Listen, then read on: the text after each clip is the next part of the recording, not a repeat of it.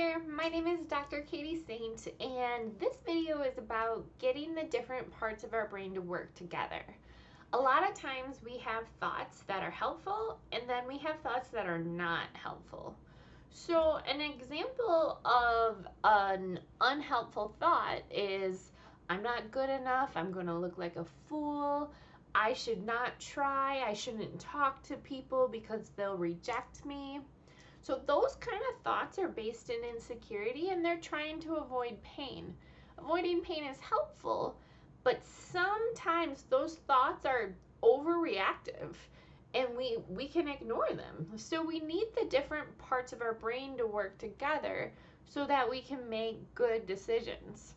So the front part of your brain is your prefrontal cortex, and that's the part of your brain that focuses on facts. It likes to follow rules. It knows what time it is. You know, that's where all your logic and reason is based in. In the middle of your brain, you have this spot here, which really focuses on your emotions. This is also the part of the brain that protects you, and that's where fear comes from, and that's where those thoughts come from. And sometimes they're helpful, sometimes they're not. So we need to get the different parts of our brain to work together. So all emotions serve a helpful function. So for example, when you get mad, that is to tell you and your body that something's not okay, something bad happened. That anger can help motivate you to correct a bad situation.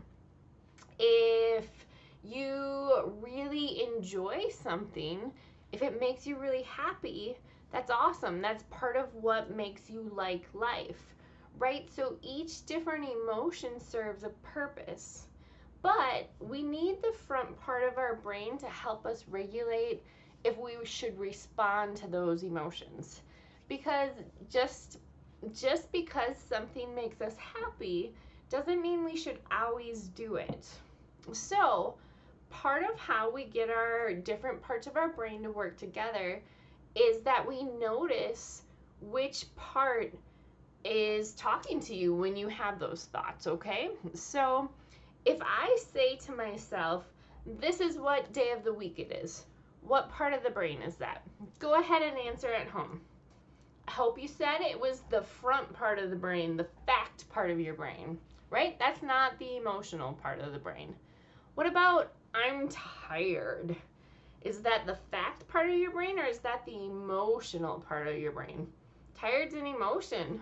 It's also a physical feeling too, right? But that's more of an opinion. So that's going to be based in the emotional part of your brain.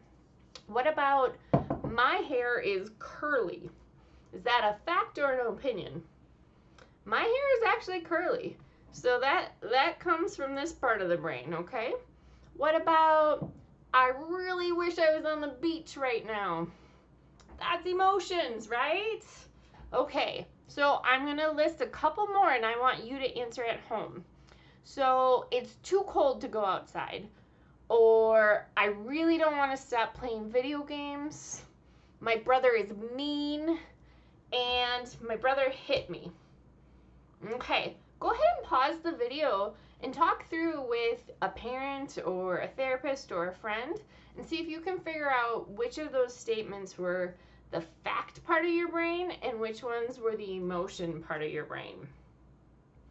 All right, here's the answer. So it's too cold to go outside is an opinion. That's from the emotion part of your brain. I don't want to stop playing video games is also an emotion part of your brain. My brother is mean is an opinion coming from the emotion part of your brain. And my brother hit me is coming from the fact part of your brain, if that's what actually happened, okay? So it's important that we use both parts of our brain to work through those kind of situations. So say your thought is, I don't want to stop playing video games. You need the front part of your brain to be working too, the fact part of your brain, so it can tell you, hey, if you don't quit playing video games, Your mom's gonna get mad at you and she's gonna give you a consequence, and she might take away video games for the rest of the day if you don't listen to her, right? So that front part of the brain can protect us and help us make better decisions. Okay, so now I would like you to discuss with a parent, a friend, a therapist, what is more important, the fact part of your brain or the emotion part of the brain? Okay? Go ahead and pause the video and discuss that. I think it's really important that we recognize both parts of the brain are actually super, super important, right? If we were all fact-based, we'd be dry, we would have a hard time connecting with people, and we would have a hard time maintaining friendships, okay? But if we're all emotions, we're gonna get ourselves in trouble, okay? So go ahead and list with your friend, therapist, parent, some things that are good about the fact brain and some things that are good about the emotion brain. Why is it good to be mad? Why is it good to be anxious? Why is it good to be happy? Talk through that and talk through why you need the fact part of your brain to help you make good decisions to avoid pain. All right? Okay. So I have a scenario for you. Your mom tells you, stop playing video games, it's time to eat lunch. Some of the unhelpful thoughts going through your head right now are, I want to keep playing my game. They never let me finish. I'm also hungry. I can save my game and play it later. They are trying to ruin my day. And I really, really, really don't want to stop playing. Okay, so pause the video and talk through those examples. Of those thoughts, what was helpful? What was unhelpful? What was part of the fact brain? What was part of the emotion brain? Okay, because if the thought was unhelpful, that means it's probably going to get you into trouble, right? So, for example, saying like, I'm not going to stop playing, I don't want to, that's probably going to get you in trouble, right? But saying, I'm hungry and I can save my game and play it later, that is helpful. That's a helpful thought. So if you listen to that, that will help you avoid trouble. So that's good. Okay, so the next thing I want to talk about is just what to do if you have an unhelpful thought. So let's say you're like, oh, mom is just always trying to ruin my life. She makes me so mad I don't want to listen to her. If that's what you're thinking, it's not a helpful thought. It's probably going to lead to actions that are going to get you into trouble. So if you use this fact part of your brain, then you can say to yourself, hey, not a helpful thought. I'm just going to ignore that. You know, some people picture putting their thought on a cloud and just watching the wind blow it away. Just whoop. Or maybe like a leaf in a river.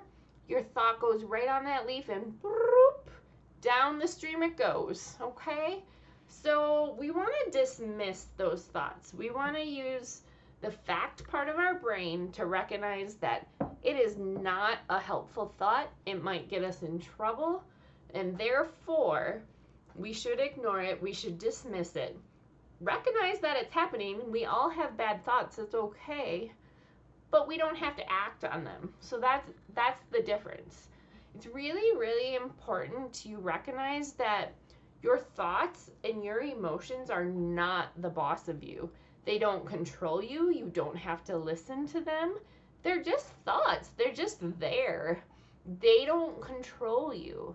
So often we feel like we are a victim of our emotions. Like, I was so mad I had to do it. I wouldn't have done it if you didn't make me so mad. Those kind of thoughts are not helpful.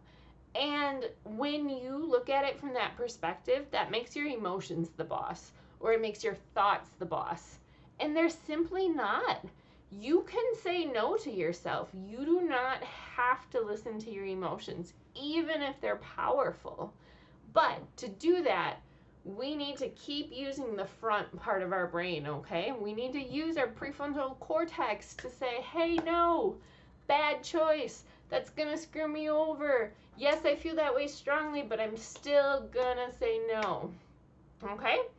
So now what I would like you to do is, with a therapist, a parent, or a family member, or a friend, I'd like you to go through these questions. What are some thoughts that you've had recently that were fact-based? What are some thoughts that you've had recently that were feeling-based? And what were helpful? What were hurtful? I want you to analyze which thoughts should you listen to? Which thoughts should you completely ignore? Okay? Now, I want you to problem solve and brainstorm with whoever you're talking with about how you can get better at saying no to unhelpful thoughts and just dismissing them. Okay? Go ahead and brainstorm about how to do this and how to get better at making your thoughts and emotions not the boss of you. Because not all of our thoughts are helpful, and not all of our thoughts should be listened to. All right? But this takes practice, guys. It's like a muscle, right? You got to work out, you got to practice it, otherwise you're not going to be good at it. So this is something that we need to practice every single day. All right, go ahead and reach out to me if you have any questions. Otherwise, good luck developing this part of your brain.